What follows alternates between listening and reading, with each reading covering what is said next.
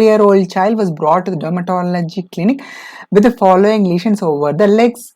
You need to identify the incorrect statement among the given options, and please remember, in the image what you are able to see are annular vesicular bullous lesions. So whenever a child is coming with this kind of vesicular bullous lesions, you should think about a disease which is linear IgA bullous dermatosis, which is also called as chronic bullous disorder of the childhood. And with this in mind, let's see the options.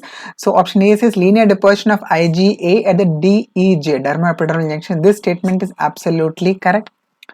The major target antigen is the ectodomain of bullous pemphigoid 210. No, this is the wrong statement. This is a wrong statement.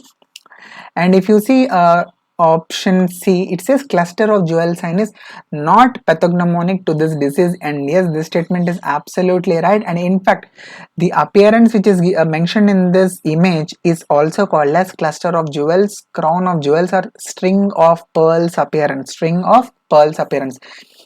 Yes, this is seen in LABD, but this is not pathognomonic for this disease. This is what you must remember. Dapsone and steroids are part of this disease. Yes, this is also absolutely right.